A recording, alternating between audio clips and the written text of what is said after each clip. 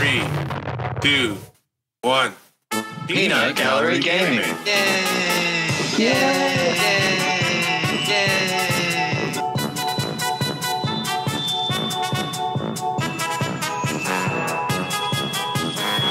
Welcome to another episode of Peanut Gallery Gaming, where our opinions don't matter. This week, we'll be talking about boss battles.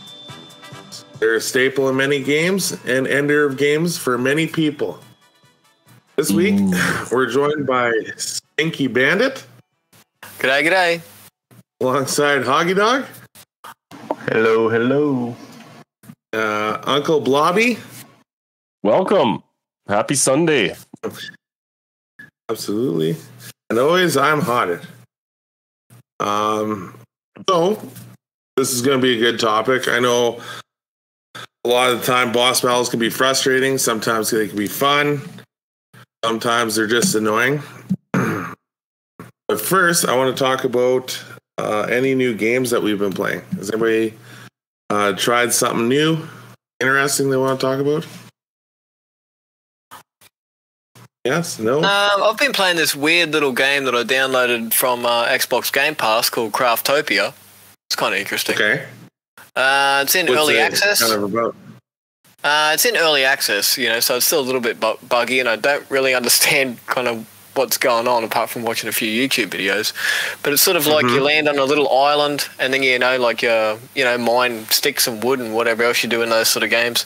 But then you actually advance the world, you know, like to the Stone Age and the Bronze Age and all that sort of stuff, and then you go off to different islands where there's harder bosses and go into little dungeons and all that sort of stuff. It seems kind of interesting. That's kind of fun. That sounds cool. And is there lots of and the graphic style? Yeah, it's called Craftopia. Yeah. So like I've only just got to the point where I can make like conveyor belts, and and then you can make like little pig farms, and I saw some things on YouTube where people make, like, say, a cow farm, and then there's a conveyor belt, and it puts the cows into a meat grinder at the end of the conveyor belt, and then it goes into the stew pot, so it's like, making your food and all that sort of stuff while you're off doing other things. But and the graphic style is almost a dead rip-off to, the latest Legend of Zelda, sort of one of those real cartoony style things. Oh, wow. The conveyor belts and whatnot makes me think of Factorio and probably... satisfactory for you other. You can build, like, I'm not at this point yet, but I know later on I'll be able to build guns and helicopters and motorbikes, and it's also it's almost like ripped off a shit ton of games, because you can also kind of capture animals and tame them and all that sort of stuff, like little Pokemons and things. So it seems kind of interesting. It does sound.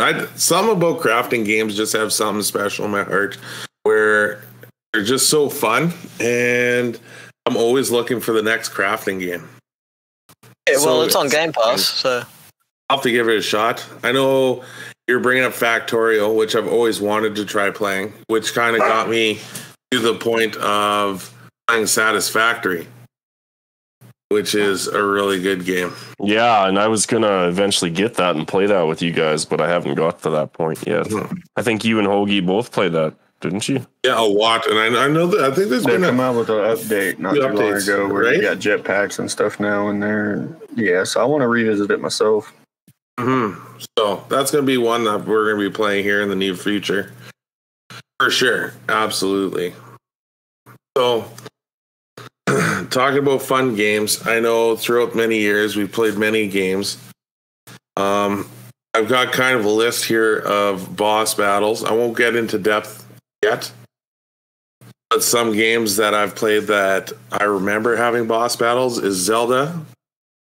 Most Zeldas have boss battles because you're always battling Ganon. Zelda, Ocarina of Time, Majora's Mask, Twilight Princess. Then I move over to Mario 64, which I remember Bowser. You're always fighting Bowser. Tail, swinging around, throwing off the cliff. Yep. Mario was on my list. The one that you've played many times, probably. Yeah. Another one would be Ark Survival.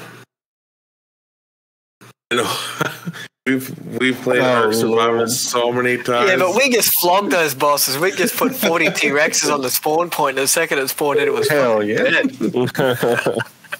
Yeah, but what about like playing it legit? Because I know we up some of the stats to become a little bit more tanky, and well, that also brings in the modded Ark versions, like Primal Fear has boss fights in it, and you got to work up your tiers going up, and some of them boss fights can take 30 minutes if you don't have good dinos. And I mean, you better go halfway across the map from your base, because if not, it's going to get destroyed.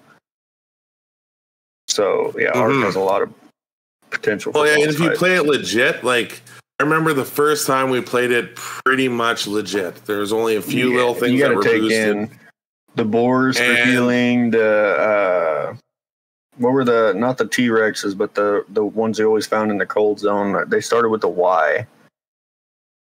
Every time they scream, you'd run for 15 seconds. You'd lose control of your animal. What were those called? Uranus? I think you're right. They had the roar that would boost your attack power for a little bit. Yes. Mm-hmm. You'd go in with those. They had the feathers on them. Yeah. Mm-hmm. I just remember it being you'd spawn the brood mother and it would be terrifying. Everybody would be shooting at it and you would just die. And then you got a brood mother loose on your map. That was the original.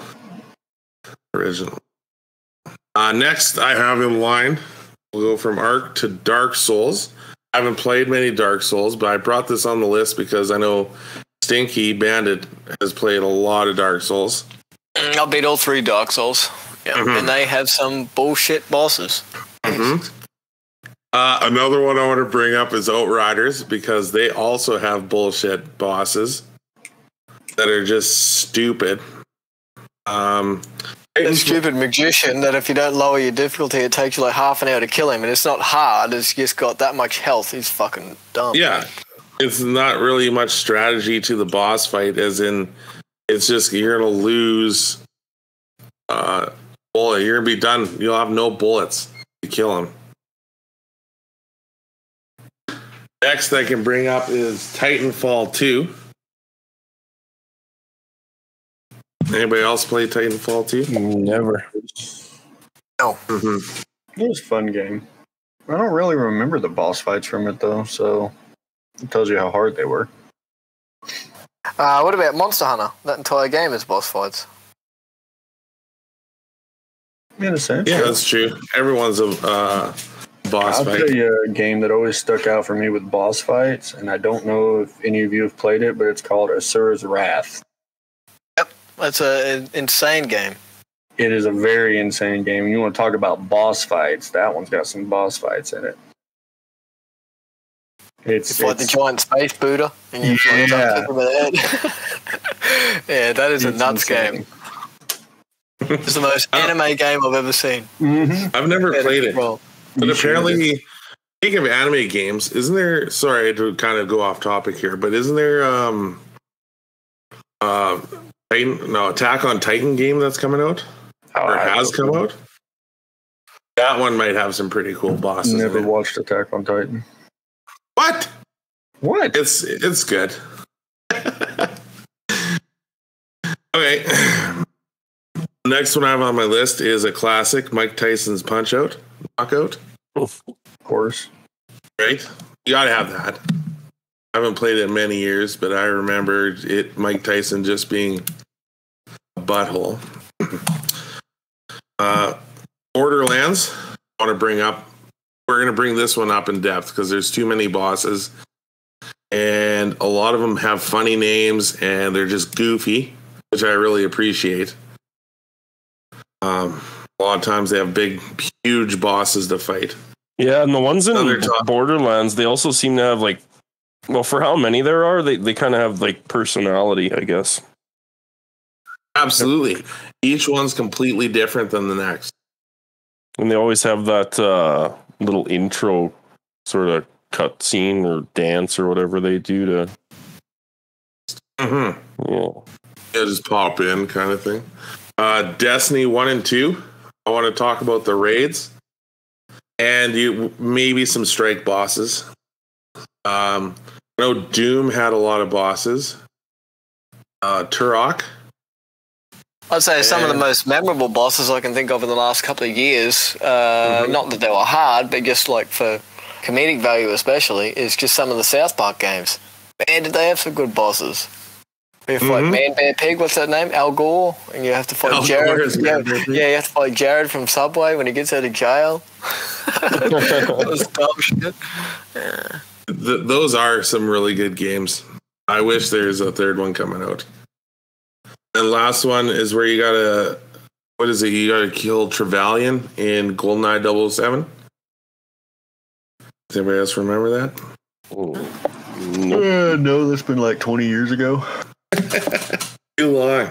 Okay, so I'm kind of gonna go a little bit deeper because I know a lot of us have played Zelda. I know it's hard for me to go deep.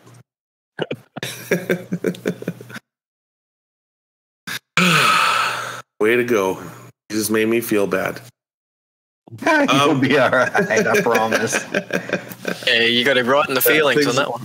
Yeah, right in the feelings. Fucked him all up. He couldn't. He lost direction right there after that one. Yeah, I'm over 30. I don't have any feelings anymore. Zelda. Classic. I want to talk about Ocarina of Time because that's the most a game I played growing up. Is the ones that are really stick out to me is the Goron, the little fat round hedgehog looking guys. You know, when you're still small Link and you have to go fight get the Firestone. Not sure if it's called the Firestone, but the red stone, so you can unlock the Master Sword. Remember that one vividly, where you got this big boss in the middle, and you got to throw bombs in his mouth. Anybody else remember that one? Vaguely, it's been years. Vaguely. That one, I know the whale one was awesome. Well, and then obviously the last one, where you have to fight Ganon. You have to hit his fireballs back at him. Yeah, and then he turns into that steroid used Ganon dwarf, second version of himself on the top, and I think you just have to hit him with the sword a few times. Mario 64. Now, Mario 64, getting to the boss when I was younger was a little bit difficult. I never really made it to the boss until I was a bit older and kind of knew more about the game. And then completely, utterly destroying it and getting all 120 stars and making it to Bowser and having to run around him, pick him up by the tail and throw him into the bombs 3 times. That was a very cool boss fight, except every time you fight him, it's the same thing. That's the only thing I didn't like about it. But But before its time, that was pretty. That was the first sort of game that nailed 3D and did it properly. So it was pretty interesting. Mm-hmm. And but every boss fight, I think one is where the map would tilt, like the little circle would tilt, and then the other one didn't battle arena. Yeah, it would start falling away. You'd eventually be fighting on like a star pattern sort of thing on the ground. Yeah. So next one, kind of go in depth here. Okay, so Stinky, you played all the Dark Souls. Is there any ones that really stick out in your mind that you kind of remember, or have given you troubles, or? One that sticks out of my mind, probably it's in Dark Souls 3. I think it's called the Dragon King. Okay. I think that's what it's called. And it's like in Dark Souls 3, the hardest bosses are all the optional bosses. It's basically this guy that comes in on this giant dragon that's like as big as the entire screen. You have to kill his dragon, and then, his dragon's dead, but then you also then have to kill the man, and that is a fucking bastard of a boss fight. Mm-hmm. I just Googled I think it's called the Nameless King. Yeah, that could be it. Yeah, it's a guy on a giant dragon, and it is insanely hard. Because like the first, it took me forever just to figure out the dragon's patterns and then be able to beat that thing. And I'm like, oh, I've done it. And then the man jumps off. And then it's just like round 2. It's easier, harder, and faster. You kill this dragon, yeah. Dark Souls might be a thing that I kind of want to try out. Like you said, it's a lot different from a first-person shooter. It's a lot different from any other video game out there. The combat in it reminds me a lot of Monster Hunter, where like when you start, if you're using a heavy weapon, when you start doing your attack, you're locked into that animation, So kind of you've got to like, dodge roll out of the way and all that sort of thing and, like really playing your attacks. It's not like a Devil May Cry style game. Yeah, but those games will kick your ass. Yeah, they are very, very hard. But, when you finally overcome the epic challenge, it makes you feel like a man. Makes like you actually did something. But for the 3 hours that it takes you just constantly dying at a boss, you'll feel like breaking your control pad. Which a lot of people do. And bringing up what I said in the intro was a lot of sometimes bosses are so hard or certain types of people. They do break their gamepad. They do turn off their Xbox. They do put their remote through TV. Yeah. It costs them more money. So not only is it a $60, $70, $80 game, now you got to buy a new TV.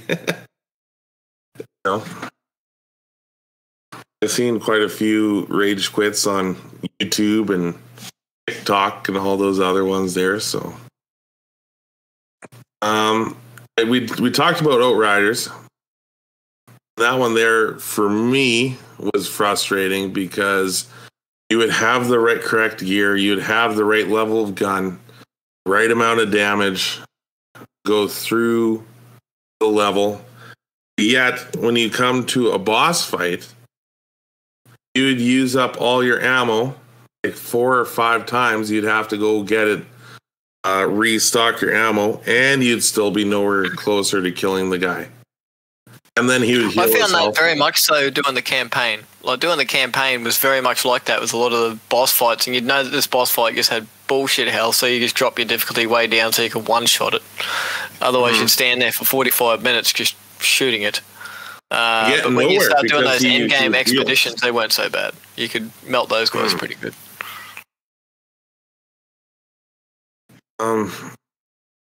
So I know, Hoagie, you played Outriders, and I think we played it a lot together. No. No, I played with Bardo. That's right. You didn't like the game. It was kind of annoying, yeah. It didn't last too long on my download list.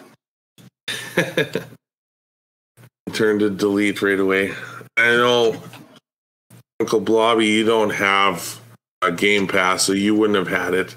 No, I never did play that, but my pal at work, Tyler, he had mentioned Outriders once or twice, and I don't think that he liked it either. If I remember correctly, the story was that one of his brothers had bought him the game as a gift on PC, so they could play it together, and then he felt guilty because he didn't want to play the game because he didn't like it, but he had to play it because he got it as a gift. I feel like that game was overhyped. Oh, we played we played the beta and it was okay, but man, everybody was just talking. Like it was kind of like what was that other game? Anthem. It was super overhyped. It just didn't turn out the way you'd expect it to be because you expected a whole lot more. Well, and I think a lot of people, this is kind of off the topic of bosses, but whatever. When it first dropped, everybody rushed to play it, and they weren't ready. And I think that killed it for a lot of people. Like opening day, half the people couldn't even play because there's no servers up. Right? All the servers crashed. No one could play. Yeah, that happens with so many games. Or at least in my experience, like I hear of people like taking a day off or taking several days off because this brand new multiplayer game is coming out. And countless stories I've heard of, you know, you might as well not have taken those days off because the servers are just going to be fucked anyway. So just you might as well take the next week off. Yeah, wait till the weekend. I used to do that. I'd take an extra couple days off on a game. I don't do that. Multiplayer game. I'm more surprised if a big multiplayer game comes out and it works perfectly. Yeah, that's unheard of nowadays. Every time Destiny has an update, every time World of Warcraft has an update, anything like that, you know, there's just fucking crashes, bugs, too many people trying to log in, glitching shit out. You know, just whatever it is, there's always some sort of issue. There's always a problem. So the developers are the boss battle. You got to fight against them. It's either the developers or, a buy wall. You buy the DLC or anything like that. That's another boss battle on its own. That's true too. The worst kind. Okay. Next, I want to get into Destiny. I know a lot of us play Destiny. Not sure about Uncle Blobby. I never did, but I'm happy to hear about it. Nope. Okay. So, Destiny 1 came out. This is pretty much where our whole friend group came from. I know Hoagie and I kind of met each other trying to complete the Atheon raid in Destiny 1. And very true. Very true. This was me. I'm not sure if it was to the games in general. Wasn't new because World of Warcraft did it, but new to me where you had to get a set amount of people together to cooperate together to work your way towards a boss, get loot. And I loved it. I loved every moment of it. It was challenging. It was fun. I remember a lot of late nights staying up. And the grind was there where you would be in the same spot for 8 hours. And then something would click and you'd move on to the next spot. And then something would click and you just move on. So you got to the boss and, Well, in Destiny 1, it turns out the only thing you needed was a Galahorn. Yeah. Solved all your problems. Yeah, some people need certain weapons like Galahorn, where you had the tracking rockets that would hit their targets no matter what. Everybody remembers that. Mm-hmm. Certain Some weapons. of the Destiny boss fights are definitely super intense. I've killed fucking thousands of Destiny bosses. They would go from bosses from having to do damage to the boss, right? In damage phases, to bosses where you do not directly shoot the boss, do damage. Am I correct? Like, what's the big one where he opened up his chest and he had to shoot him at the end? Yeah, Oryx, yeah. Yeah, you wouldn't actually do damage to him. You'd just shoot him to stop him from wiping everybody on the screen. But you'd have to activate bombs during the boss fight that you would trigger when he opened up his chest. And that's where the actual damage itself would come from. So indirectly doing damage. So a lot of things went into actually killing the boss. Not only getting up to boss, but killing the boss was also a thing. And that was really enjoyable. One of the picks for probably my most favorite boss fights is in Destiny 2, and it's the Riven boss fight. That boss fight is super intense. There's so much going on in that boss fight. Like, the team gets split into 2 groups of 3, and then, like, each team's basically having turns at doing different mechanics, and then, like, one team will stagger the boss, and he'll open up his eyes, and he's got 2 eye sockets, but there's 6 eyes in each eye socket.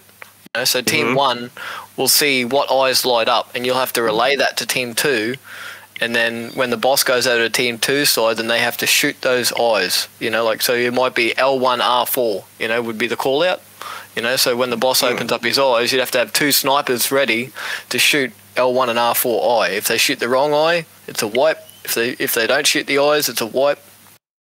That is a intense boss fight.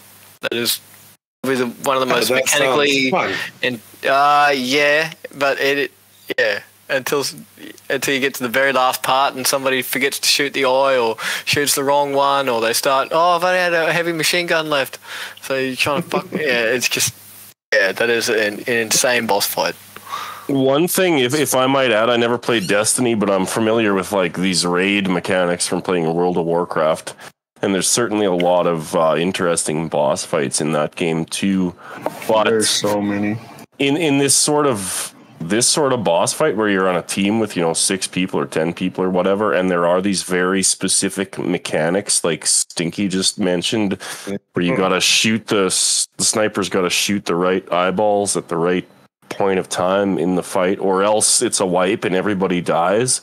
There's a certain degree of pressure on people in those positions, in those boss fights, that doesn't really exist if you're just fighting a boss in a single player game. Because if you're just fighting Bowser and Mario 64 and you die, well, it's only you who's lost that 5 minutes or 10 minutes or whatever that took you to get there. Yeah. But if you're playing with 10 other people and you're the guy responsible for the wipe, then there's a little bit more impact. Yeah. Especially if you do it more than 2 or 3 times. Let me tell you, people and start after a couple of hours, the blame game starts getting thrown around. Yeah. That's how teams disintegrate. People start leaving. People are like, screw this. Yeah. And that brings up, obviously, from beginning, it is some bosses are game enders because some people can't comprehend or are just having an off night. But I actually really, really enjoy Destiny boss fights. Like, that's the main reason I played Destiny for so long. It's just because the raid boss fights are just so intense. And when you play it with a group of friends, like in the first time through the raid, it'll take you 8, 10, 15 hours, and then you still might not even beat it. You might have to just, okay, we'll call it quits and we'll come back tomorrow. But then after you've done it for a week or 2, then you just like steamroll it, and it just makes you feel so, you've conquered all the mechanics, exactly what's going to happen. There's little sound cues that happen at certain points in time, or, it's pretty good. Yeah. Oh, it's enjoyable. Absolutely. Destiny did it right with, I guess they took from World of Warcraft, and for the people, I know I haven't played any World of Warcraft. I know my brothers have. I know I did, but I never got to raiding. Yeah, and then obviously you two. So why don't you tell us a little bit about World of Warcraft bosses? Because I know you guys probably have some locked away in your memory.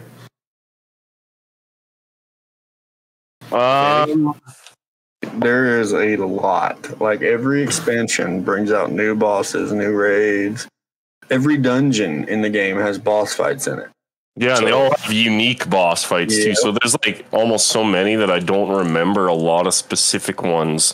But for me, it was the first time that I ever experienced that, that larger group dynamic where, it's not just a matter of sitting there and attacking the boss or whatever. You have to be coordinated and understand that the boss has, maybe different phases.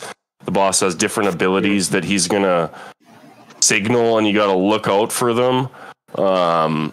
And another thing about the raid dungeons in the World of Warcraft, they were often really visually impressive, and they all had their own sort of, just to call it a theme would be an understatement. But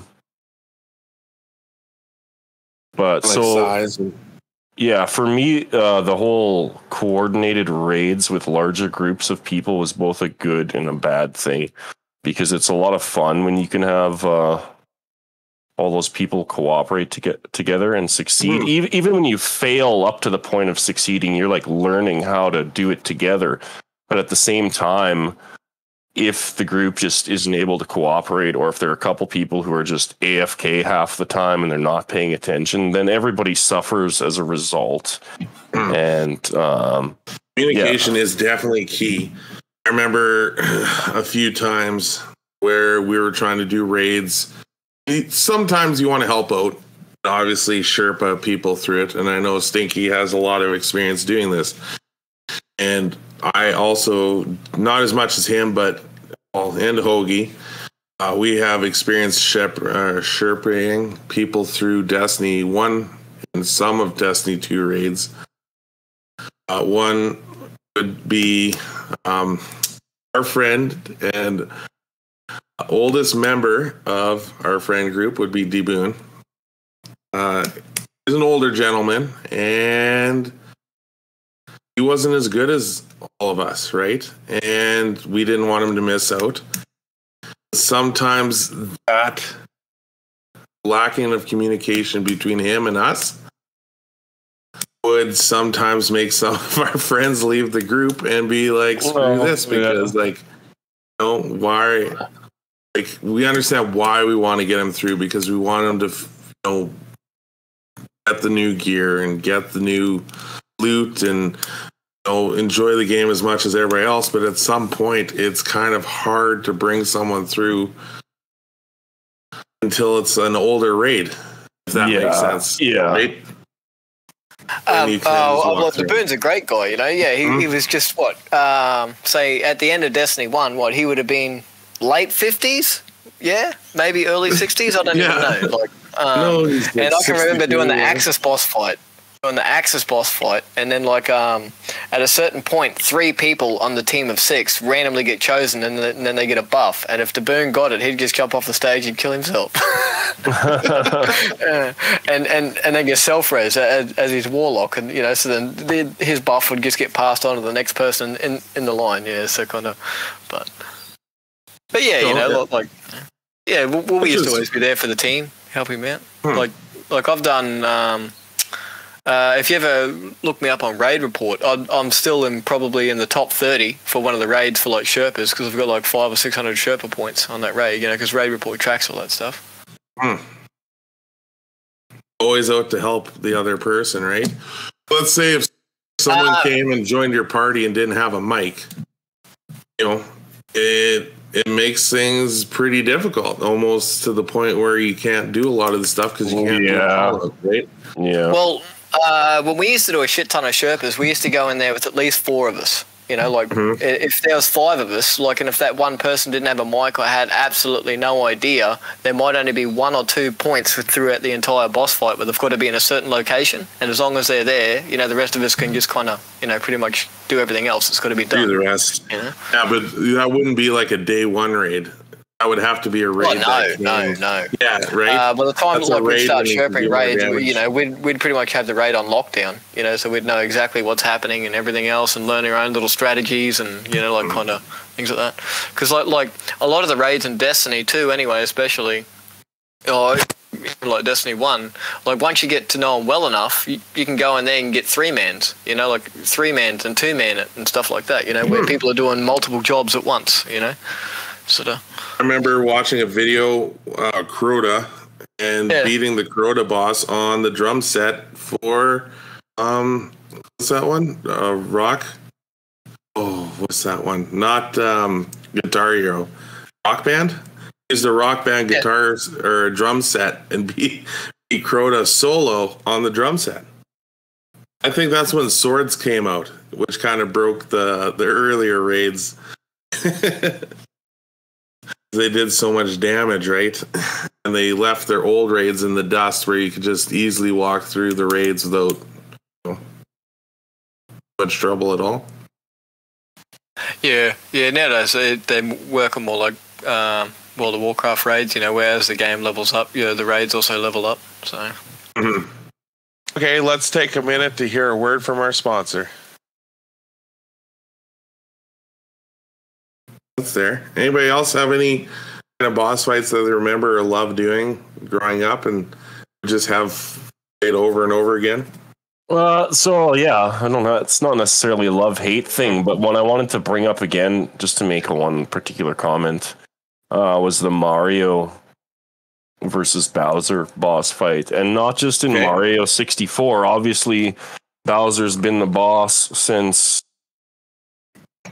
Mario left the Donkey Kong game or whatever. And so in the NES, if I'm not mistaken, like on the original Mario, you always got to the castle level, and then Bowser was always at the end of it, and you had to like jump over him or run under him and get the hammer and break the bridge. I think. Yeah. Does that ring bells? And so, but it was always the is always in another castle. Yeah, and the boss fight was always the same, right? Like there might have been, but he got harder, he got faster, threw more fireballs, more. Might have been a statue that shot fireballs at you or whatever, but it was always the same mechanic. Right, get to the other side, and then you win. Yeah. So then when we got Super Mario World on the Super Nintendo, just obviously a much larger game, I guess. Each of the worlds or whatever, they had different Koopas for the bosses. And then you didn't fight Bowser until the very end of the game. So I kind of liked that, how that sort of that evolved, I guess, over the course of those games. They put some more variety. Mario 3 had the same thing, where we had fought the Koopa kids. Oh yeah, you're right. Yeah. Just a little bit of difference, right? Yeah, and then when you got back to Mario 64, you were just fighting Bowser again, like we talked about earlier.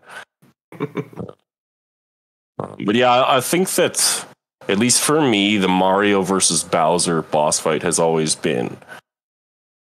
It's like, when I think of a boss fight, maybe it's a cliche, but that's the first thing I think of. Is Mario 64? No, Mario in general. I couldn't reduce it to just one of them. Mario's such an iconic game to begin with. Yeah. Because my childhood was a lot of Zelda, where when you say boss fight, I think about Zelda right away. Sure, yeah. Maybe just growing up with that, right? Which brings me to really, is there any other ones you want to talk about before I go off on another tangent about different game? Yeah, okay, so I got other ones. I got a bad boss fight that I just experienced recently when I finally beat Final Fantasy IX. The last boss's name was Necron, and the only, in my opinion, it sucks. It's a terrible boss fight, and it might have just been because my party wasn't leveled correctly, but it seemed like he just attacked way too fast, and every time you got a party member who's just about dead, and you're casting a heal on them, he would bust out some kind of fucking ability that either canceled your heal or just killed that party member. And so then not only have you got a dead party member, but you just wasted a whole turn trying to heal them. And then he comes back and attacks you again. And you start that whole cycle all over. And I don't know how many times I attempted that fight. And I just died and died and died. And I got really frustrated. And it was almost like you were saying earlier, where I was tempted to throw my controller at the screen or whatever. I never did. I just quit playing the game. And then I came back like a week later.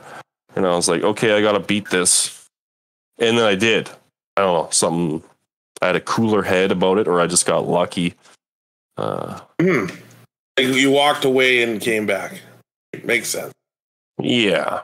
And now I have a good boss fight that I like to remember, and that's in Terraria. I think the last boss that you fight before you can go to hard mode or whatever was the Wall of Flesh. Yeah. And so you got to fight down in the pit of hell. Yeah, you got to dig to the very bottom of the map, and then you got to like throw that doll of the guide into the lava to spawn him, I think. And then he chases you from one end of the screen to the other, like horizontally, and it's a wall, so you can't just go through him and go back and forth, I don't think. So you have to have like a giant platform or some way of running from him You have to set it up before. Yeah. Build your own little runaway spot so you can run back and shoot him or do whatever you got to do. Yeah, and if you run out of platform, then you're going to die because there's like nothing to stand on down there. Or very sparse platforms there naturally. And I think that the boss itself had a very cool, graphical style. I guess it's the wall of flesh with these big fucking eyeballs and this mouth in the middle. Coming right at you, yeah. So that boss fight took a little bit of prep. Yeah, for sure. Which is fun, right? Because you're like, I'm about to fight the boss, gotta make sure all my shit's in line. Yeah, and it was a good way of, I think, using some of the other mechanics in the game. Like that, a lot of that game is about the crafting and the building, right? So in order to beat the boss, you have to use those mechanics to sort of set yourself up. And then my final mention is more of a bad boss, and that was the rival boss fight in Pokemon Red, Blue, whatever. After the Elite Four? After the Elite Four was what I thought of first, but then I realized it happens all throughout the game. Like he pops up randomly, sporadically. Yeah, randomly. Yeah. And it's like, oh, here I am. I just happen to be going the same direction as you. And, I've always chosen the Pokemon that hard counters your Pokemon that you started with. So fuck you, fight me. Yeah, exactly. It just seemed like a cheesy gimmick to me. But I can see why they added it to the game. Testing you. Yeah, and making sure that you're at the right level and you're playing the game. You've got a party with different types of Pokemon in there. But maybe, I don't know, maybe his attitude just rubbed me the wrong way. Something. It's probably supposed to, as my rival, but. Next thing I want to bring up is boss sizes. Oh. Because, everybody likes a good boss battle. You go in, there's a guy standing there. But everybody's more hyped. Yeah, everybody's more hyped when you walk in and there's a gigantic creature. Yeah. Some behemoth standing in front of you that you have to murder now. Yeah. Battle of the Colossus? Yeah, like the Colossus game for PlayStation. I've never played, but I really want to try because I know a remastered came out. Something like that, because I know in Borderlands, there's some massive creatures in there that you had to kill. Definitely, yes. Right. And I think that tickles a lot of people's fancies because they want these big bosses. It just makes you feel more epic, Yeah. Compared to, like, say, if you're just fighting some really strong knight or if you're fighting Godzilla. It just makes you, it makes you feel a little bit more epic, I guess. Were you the size of the atmosphere? Yeah. Or what if you had to fight like a super strong ant that was like the size of a normal ant? It wouldn't feel as impressive to succeed, I don't think. Plus, you have a hell of a time targeting the guy. Yeah, hitbox. So I thought I'd bring that. That giant dragon that you fought in Monster Hunter towards the end of it, what was the thing called? You go in there, it's like a shit ton of people. Oh, it starts with a Z. And, I can't remember, but fighting on its back. Raid fight. It was a raid battle. Not that one. It was like one of the later DLCs that they brought it out. It was the big one, and you'd go and get all these crazy weapons from it. Nah, it was. Oh, the gold one. There was him, and then there was another one like that after that. Oh, you got Atheon, and then you got the main one. What was his name? Bardo's the only one that's killed him. Oh, Fatalis? Yes, Fatalis. Yeah, Fatalis is a bitch. I've stopped playing. God of War had some crazy ass giant boss fights in it as well. Back in the day. Excuse me, I just got ran up on by a guy in Tarkov, and now he's dead. See, so you're his boss. Yeah. Oh, his boss. He fell. This boss fight. Okay, let me bring up Tarkov for bosses for a second. Okay, wait, one more second about the large bosses. Okay. World of Warcraft again. When you're 25 or 40-man raids. Like, lots of the bosses were fairly impressive, large-sized beasts or creatures or whatever. Yes. But in the final boss of the battle for Mount Hyjal, which I think was in Burning Crusade, I don't exactly remember. But that's this Archimond, and he's a giant humanoid type guy. Archimode, yeah. And like your tank was like the size of this guy's big toe. And so it was just totally impressive to see him like giant guy up there, like swinging down, punching at your little tiny tank guy.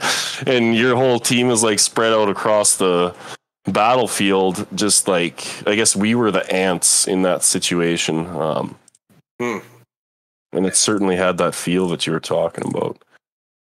The epicness of it. Yeah, and like before the fight starts, I don't think he's there. I think you have to do something to trigger him, and he like runs over. Yeah, maybe talk to an NPC, and that's fun. I love that. It's nothing like taking down a massive boss, right? Yeah, and it's like there's something about seeing it for the first time too. Like if you don't really, you don't really know what you're expecting. But yeah, go on. Both the Tarkov bosses, size wise, and then you this is you got normal size people in Tarkov. Yeah, and you have these little bosses, and really they just have more health, and they have bodyguards, and they have protection on their face and their head. So, and then if you get shot, you're heavy bleeding, and it make it so difficult to kill these bosses. Or if you're lucky enough to get a headshot that could pierce their helmet, you kill them in one hit. Yeah, if you get a good angle on them where they haven't seen you come up to you, then you can maybe pick that shot. Yeah, exactly. That one boss on the woods, Sturman or whatever, he's like a sniper though, so he's usually the guy picking your head off before you even know where he is. One other comment about the bosses in that game, I think that they have unique voice lines. Yes, they do. Compared to the regular scavs. So usually it's in Russian or it's like maybe broken English, but if you learn to recognize those, then you've got a clue that, that's that guy over there's actually one of the bosses or whatever. And you might not want to engage him if you're not properly equipped for that. Yeah, or if you don't even see him and you hear that voice line, like if you're in Interchange and you hear Killa say something. Killa loves to just shit on you if you're not paying attention, like you're on a scav run. No. Yeah, that kind of brings up where either the boss fight will end in seconds because you shoot them in the face, or it ends in seconds because they shoot you in the face. Yeah, it's usually one or the other. And their bodyguards are tougher than average scavs too. And actually the AI in boss fights is always pretty impressive, I guess, but the AI in Tarkov is fairly impressive, I think. And those bosses, bodyguards, they like behave like smarter than I would if I was in that situation. Like they know how to hide behind shit and not get shot. Yeah, like fuck. Okay, guys. If no one else has anything else to say about bosses, I wouldn't mind leading into the next segment. It's time for Audit's Theoretical Questions of the Week.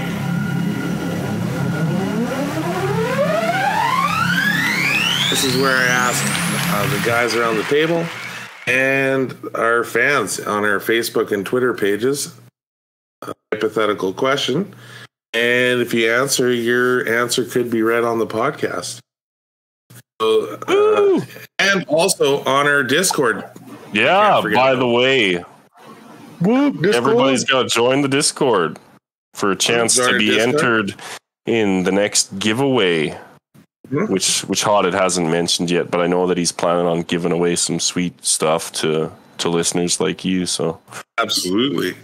Also, if you join our, we'll give away Stinky.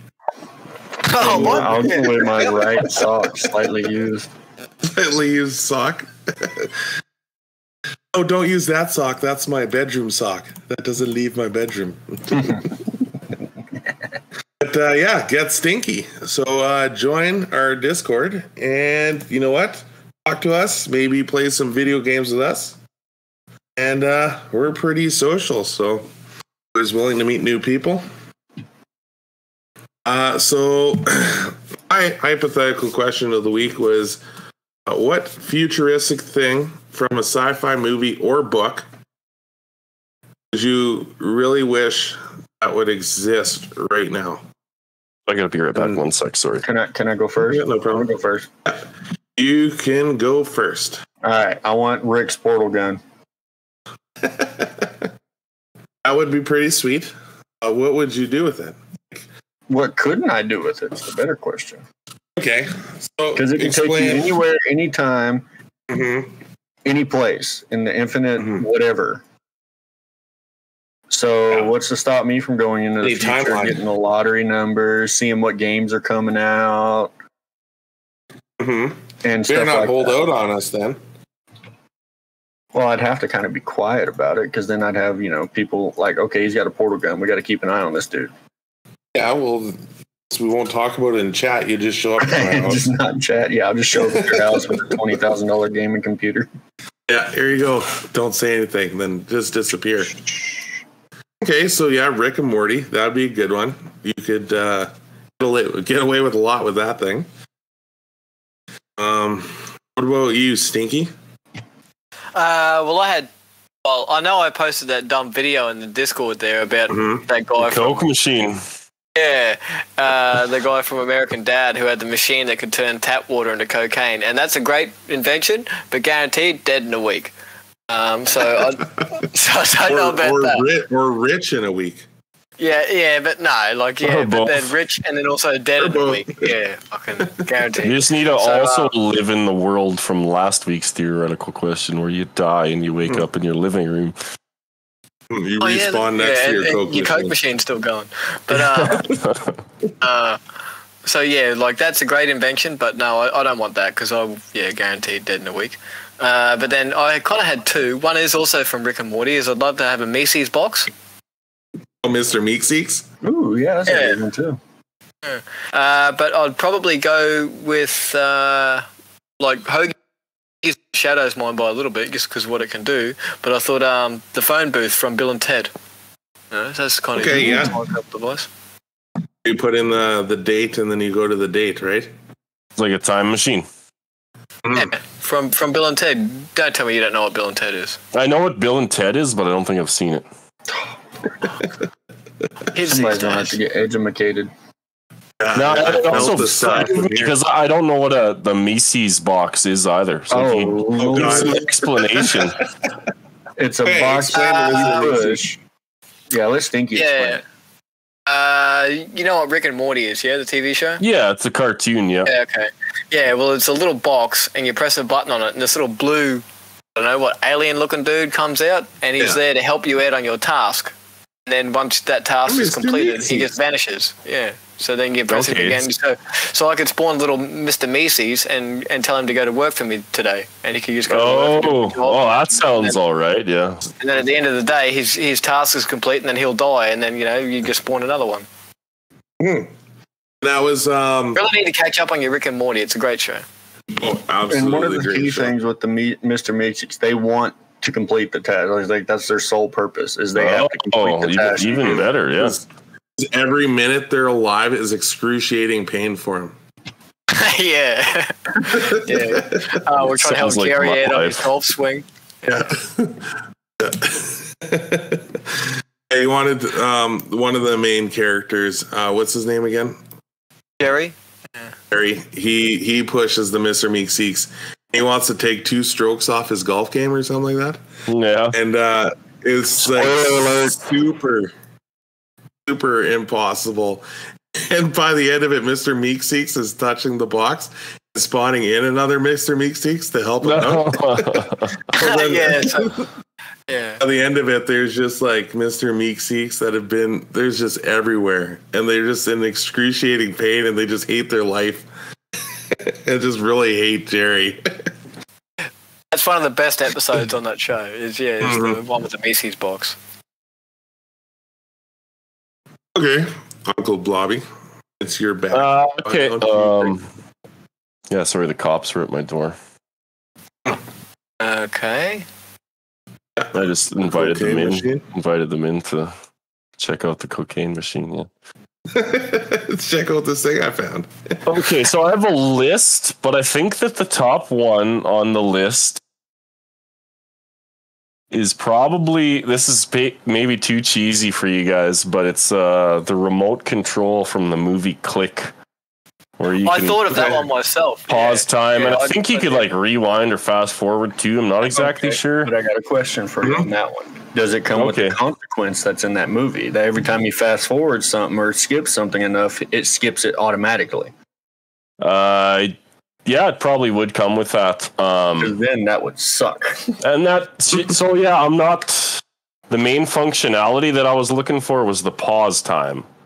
So does that have the? I don't see how. I don't think that had any repercussions. He just used that to beat up his boss. Yeah, so he used that to beat up his boss and fart in his boss's face. But you could use that for any number of other things. Like you go to any other number of people's faces. Yeah. See, I could pause time right now, go to Stinky's house, fart in his face, and then come back and resume the podcast, and you guys would be none the wiser. I'd know, because I'd be able to taste it. You would have time. I wonder if you could walk on water if you paused. I don't know. Interesting. A long walk. Did you need food? I would just go over to the airport. I'm right by the airport here, and I'd jump in a fucking jet. No, fly myself. I'd figure it out. Time is paused. I can read. You just pause again. Sit there and read the whole manual. Yeah, right. Yeah, if you're about to hit the water or hit something, you just pause it, get out, and be like, "This is terrible." Yeah, no, you could like when you go to the bank to deposit your paycheck or whatever, you just pause it when they open the vault, and then you go in the vault and help yourself, and then you unpause it. Or you get back to your house. There's a duffel bag full of money. Yeah, well, no, you go put the money in your truck and then go back inside and resume. It just seems like it would work, and like when it's Sunday night. And you got to go to work on Monday. Haunted, you wouldn't know because you get stat holidays every other day. But you just pause it on Sunday night and spend another 48 hours on Sunday night if you want. Yeah, I'd be like, wow, that was a long enough weekend. And so, I would probably fast forward through the workday too, even though I'm not exactly sure how those negative repercussions play out. He used it once to fast forward through sex because he was trying to complete a work project, and then he skipped 2 years till he got his promotion in his job. So then it skipped through everything that he enjoyed. He couldn't stop it when he wanted to. Kind of, it just pretty kind much, of. It's like when you actually fast forward a DVD and it fucking just jumps way ahead. Okay, good point. Yeah. Okay, yes. So you had another one? Yeah. Well, I had several other ones like the neuralizer thing from Men in Black. That one would be pretty sweet. Just to erase people's memories. Mm-hmm. Yeah, that'd be cool. But obviously you would need the sunglasses too or whatever to protect I'd have used that at restaurants. Or fast food restaurants. How many shots have you had, sir? Ching. Do you know why I pulled you over? Ching. No, you don't. Neither do you. And then what happens if you just flashed a cop because he's pulled you over? You accidentally flash somebody who's just driving by right off the fucking road. Jesus, where am I going? Smash! It's the price you pay. Pile up. Yeah, that's funny. Okay, is it my turn already? Yeah, go ahead. Sorry. Oh, obviously lightsaber for the first lightsaber. But I'll guarantee if I had lightsaber, I'm dead in a week as well. I'm not going to pick that because that would be too easy. I want the Babelfish from the Hitchhiker's Guide to the Galaxy. Oh, so that translates any language? any language into your ear. Yeah. Okay, that's a good one too. Yeah. It's this little fish, and all you do is you stick it in your ear, and as it hears the language, it translates it and basically emits the stuff into your brain, and then you understand the language. That's pretty much what I remember here. Yep. Can you speak the language? Right. I don't know. It just translates for you. Oh, I would use that for I like watching anime. So instead of learning Japanese, I would just get this babble fish. Life would be good. Yeah. You could travel to any other country too and understand people. Although, and not be screwed over. Yeah, Stinky made a good point. It doesn't actually translate what you're trying to say. So you still couldn't ask. In some situations where it would come in handy those days you're at the grocery store and you got them behind you that are talking shit in a different language, but you can't tell what they're saying because you don't speak the language. Yeah. Then you could tell what they're saying and turn around and off. Pitch slap. That's where you pause them with your click remote. Fart in your mouth. Then flash them with your little. Yeah. Then flash them with your MIB gun thing. Yeah. Boom. Yeah. So like that flavor in their mouth.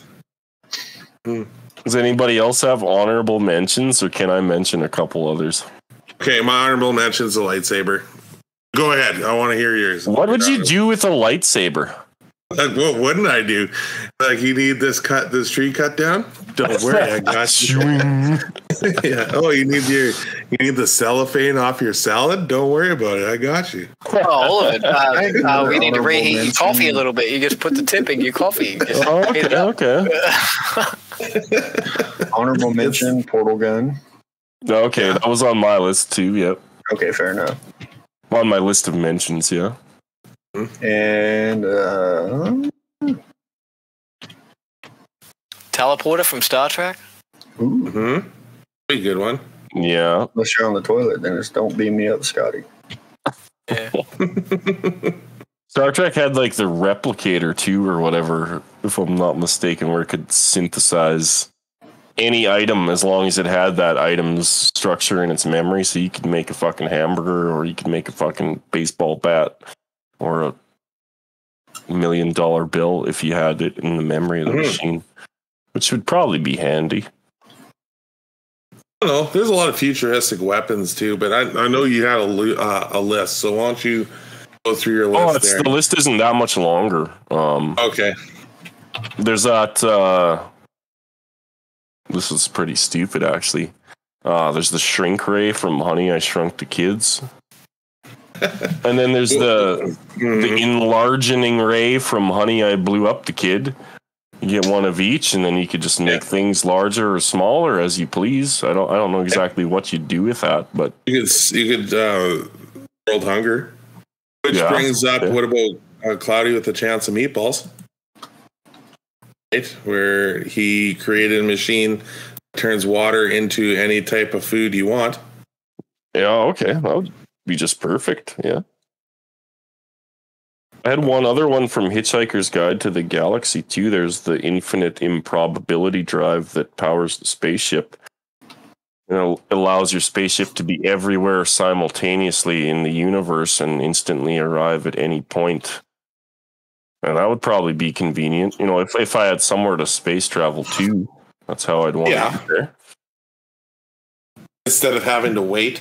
Yeah, I don't got 98 years to travel across the Sagittarius arm. Exactly. I'll have a Gundam. Can I have a Gundam? Yeah, Gundam would be pretty dope. Any kind of mech suit. Hey guys, well, that'll do it for another episode of Peanut Gallery Gaming, where our opinions don't matter, but yours do.